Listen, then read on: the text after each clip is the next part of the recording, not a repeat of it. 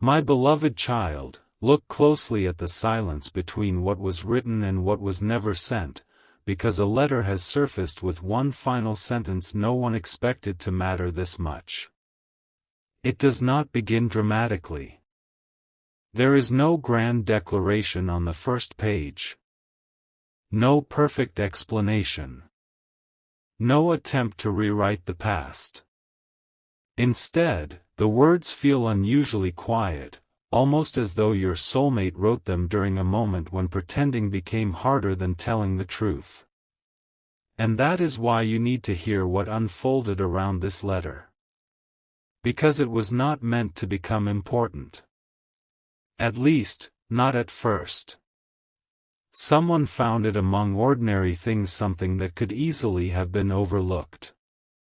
A folded page. A familiar handwriting.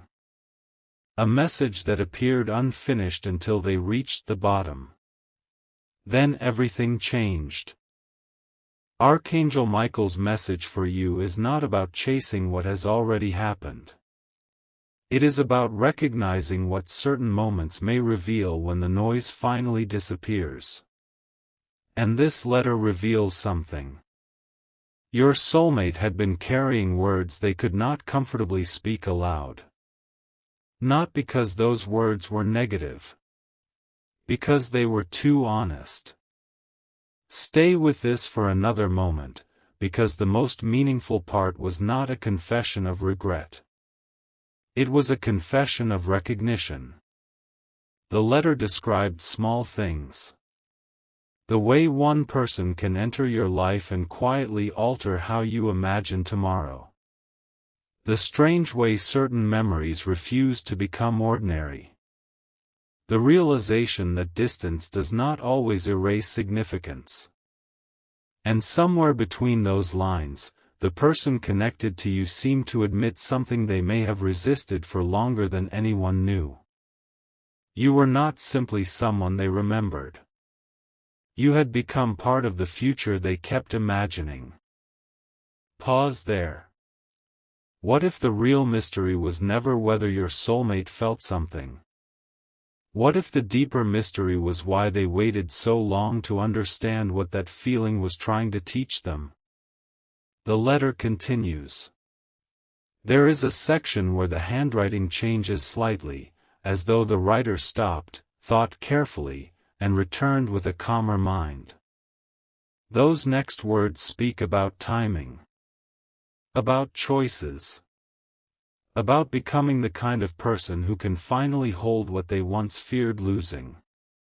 And then comes a sentence that makes everything before it feel different. Some connections are not asking us to return to the past, they are asking us to become ready for what could come next. That is where the energy of this message shifts. Because suddenly, this is no longer simply a final love letter. It begins to sound like a doorway. A message written at the end of one emotional chapter that quietly points toward another. But there is something even more unusual.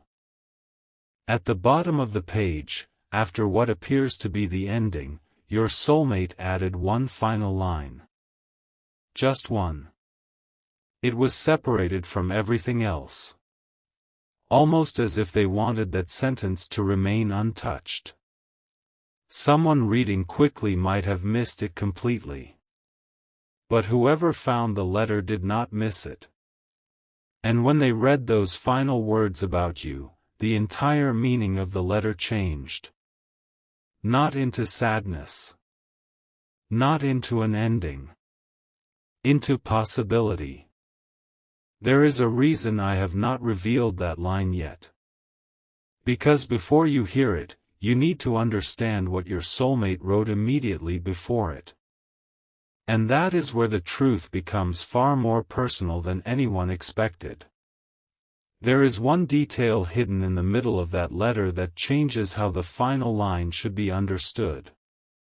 Your soulmate did not write about you as someone they had simply lost. They wrote about you as someone who had awakened something they could no longer ignore. For a long time, they had tried to explain the connection in ordinary ways. Timing, circumstances, distance, different paths. The usual reasons people give themselves when a feeling becomes too deep to understand quickly. But the letter reveals that none of those explanations ever completely worked. Because every time they imagined moving forward without acknowledging what you meant to them, something inside them resisted. Not loudly. Quietly. And sometimes the quietest truth is the one that follows us the longest. Archangel Michael's message now turns your attention toward one particular paragraph. It begins almost like an apology, but then it becomes something else. Your soulmate writes about the version of themselves you once knew. A person who hesitated. A person who questioned everything. A person who thought certainty had to arrive before courage. Then came the realization. Courage often comes first. Certainty follows after we finally become willing to see the truth. And according to those pages, that truth had your name written all through it.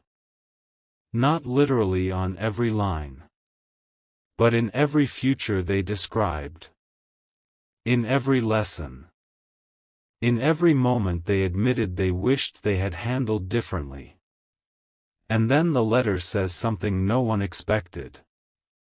I kept thinking I needed to forget you to move forward. I finally understood that moving forward was never about forgetting you. It was about becoming someone who could meet you differently. Hold on to that. Because this is where the letter stops sounding like goodbye.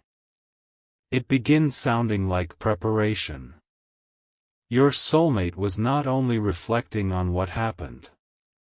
They were imagining what could happen if two people met again with greater awareness, stronger boundaries, clearer hearts, and no need to repeat old patterns. That distinction matters. A second chance is not powerful because history repeats itself. It becomes powerful when history does not have to repeat itself. And perhaps that is why this letter was found now, at a moment when your own perspective may be changing too. If these words are connecting with something you have quietly felt, you can share this message with someone who needs encouragement, leave a comment with the word clarity, and subscribe if you want to continue this journey together. Now return to the letter. Near the bottom, your soulmate describes one final image. A doorway. Not a physical doorway, but the feeling of standing between two versions of life. Behind them was everything they had already learned. Ahead of them was something uncertain but strangely peaceful. They wrote that for the first time, uncertainty did not frighten them. Because they had finally stopped demanding guarantees from the future. They only wanted honesty. And then the handwriting becomes smaller. The next sentence appears almost squeezed into the remaining space. This is the sentence directly above that mysterious final line. Your soulmate wrote, "If I ever get the chance to stand in front of you again, I do not want to arrive carrying excuses. I want to arrive carrying truth." And beneath that sentence sits the final line. The line that made whoever discovered this letter stop reading for several seconds. The line about you. The line that changes what final actually means. But there is one reason those words were written separately. And that reason makes the last line even more powerful than the line itself. The strange thing is, the last line was not written like a goodbye at all. It was written like a decision. By the time your soulmate reached the bottom of that page, something inside them had clearly changed. The earlier sentences carried hesitation, reflection, questions they had probably asked themselves 100 times. But the final words were different. Steadier. Almost peaceful. As though after writing everything they had been afraid to admit, they finally understood what mattered. Archangel Michael draws your attention to this moment because sometimes clarity does not arrive with noise. Sometimes it arrives after someone has exhausted every excuse. After every distraction stops working. After every attempt to convince themselves that a meaningful connection was just another chapter begins to feel incomplete. And that appears to be what happened here. Your soulmate had tried to make peace with the idea that perhaps your paths were simply meant to separate. They wrote about accepting distance. They wrote about respecting timing. They even wrote that they did not want to disturb your peace simply because their own heart had finally become clear. That sentence matters. Because the letter was not asking you to rescue them. It was not demanding that you return. It was not trying to make you responsible for their emotions. Instead, your soulmate seemed to be saying something much more mature. If our paths ever meet again, I want you to meet the person I became after finally understanding what you were trying to show me. Sit with that for a second. Because perhaps this was never only a story about love. Perhaps it was also a story about growth. There are people who enter our lives and make us comfortable. And then there are people whose presence quietly reveals where we still need to grow. Sometimes those people become unforgettable not because everything was perfect, but because something about knowing them changed the direction of our inner world. According to the letter, you became that kind of person for your soulmate. They remembered conversations you probably thought they had forgotten. Small observations. Little moments. Things you said casually that returned to them much later with entirely different meaning. One passage describes a moment when you apparently encouraged them to stop underestimating themselves. At the time, they barely responded. But later, those words followed them. Not as pressure. As possibility. They began realizing that you had seen potential in them during a time when they could barely see it themselves. And suddenly, the letter becomes less about what they wanted from you. And more about what knowing you awakened inside them. That is the hidden heart of this message. Your soulmate began connecting pieces they once considered unrelated. Why certain ambitions returned after meeting you. Why old patterns suddenly became uncomfortable. Why remaining emotionally unchanged started feeling impossible. Why they kept imagining a different version of their future. A stronger version. A calmer version. A version where they no longer ran from difficult conversations or postponed important decisions. And through all of those images, one presence kept appearing. Yours.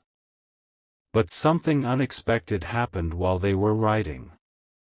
At one point, your soulmate crossed out an entire sentence. Whoever found the letter could still make out some of the words beneath the ink.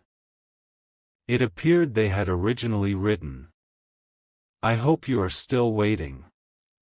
But they removed it. And underneath, they replaced it with something completely different.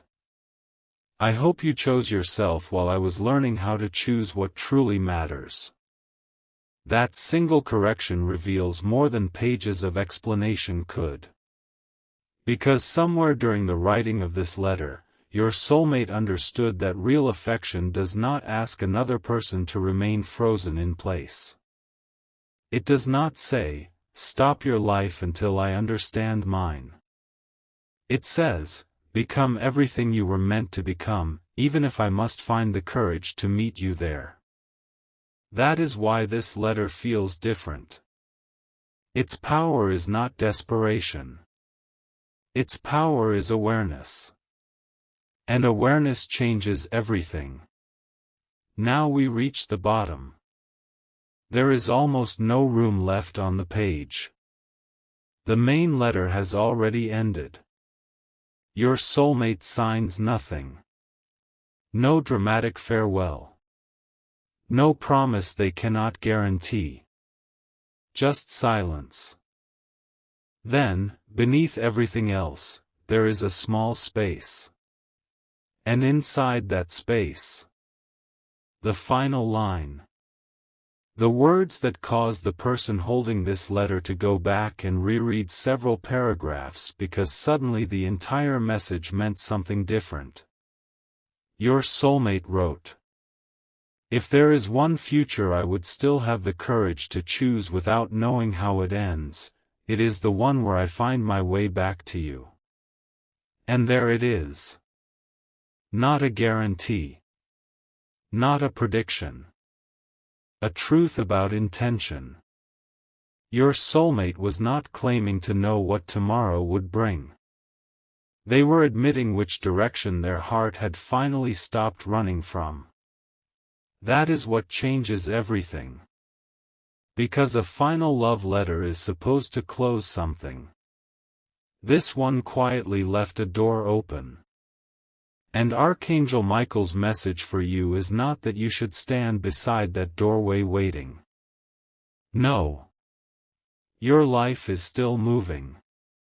Your purpose is still unfolding. Your future cannot depend entirely upon the decision of another person. The deeper message is this. Keep becoming. Keep building. Keep choosing clarity over confusion. Because if someone is truly meant to walk beside the person you are becoming, they will eventually have to meet you at that level. Not beneath it. Not halfway inside old patterns. There. Where honesty lives. Where peace feels natural. Where neither person has to lose themselves to maintain the connection. Maybe that is why the last line carries so much weight. It does not say, "Come back and make everything like before." It says, in its own quiet way, "I finally understand that if there is ever another chapter, it must be different. And now something else becomes important." The letter was found. But it was never sent. Which raises a question no one around your soulmate has been able to ignore.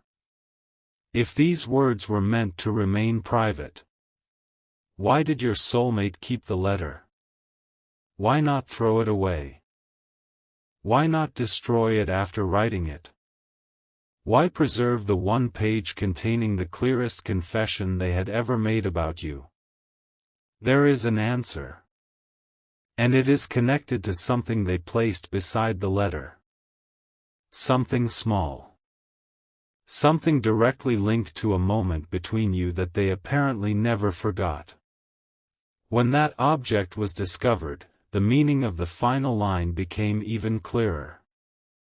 Because it proved your soulmate had not written those words during one temporary emotional moment. They had been carrying this truth for much longer than anyone realized. And what they intended to do with that letter next is where this story takes its most unexpected turn. What they found beside the letter was so ordinary that almost anyone else would have overlooked it. A small photograph. Not dramatic. Not staged.